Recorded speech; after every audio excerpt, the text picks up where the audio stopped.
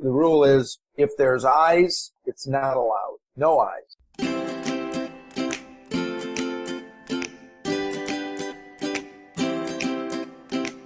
Hey podcast listener, this is the Munchies Podcast, where you can get the scoop on the business of THC-infused foods. If you'd like to learn more about what we do, check out www.munchiespodcast.com and icecreamprivatelabel.com.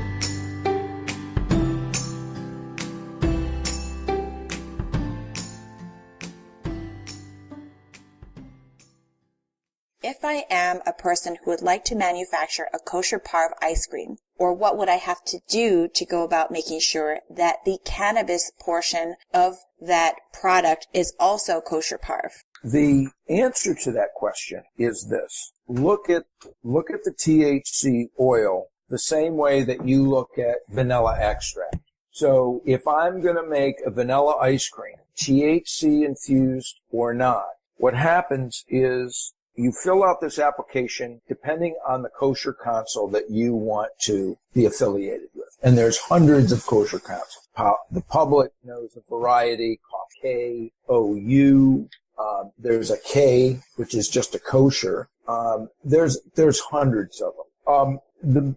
Some of the larger groups are in New York, Chicago, but in regions of the country or the regions of a city could even have their own rabbi.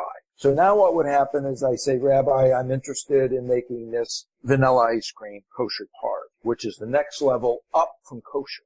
So with kosher parve, it essentially means that the rabbi needs to look at the ingredients in the product and needs to be on site when the product is being made. So in the case of this, in this example, the mix, the ice cream base that you have needs to include ingredients that are at least kosher. They can be kosher parve, but minimum they need to be kosher. And it can be any symbol in the kosher business that you want.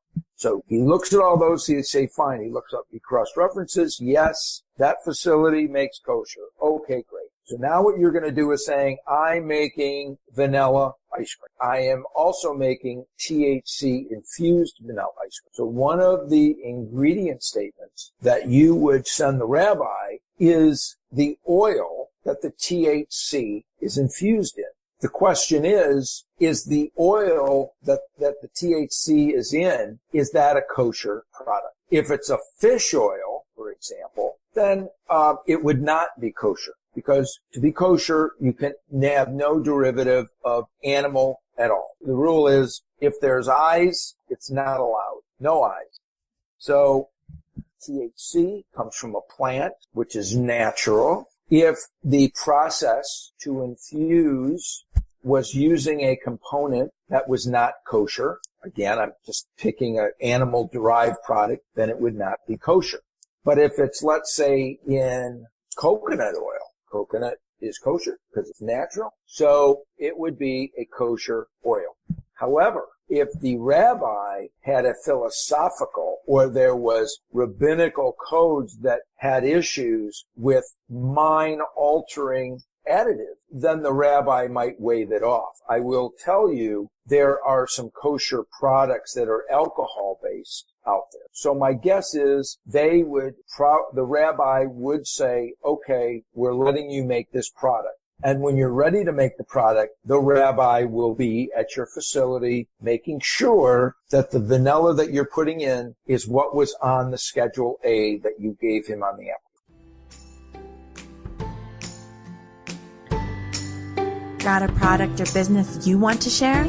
We want to know what you have to say.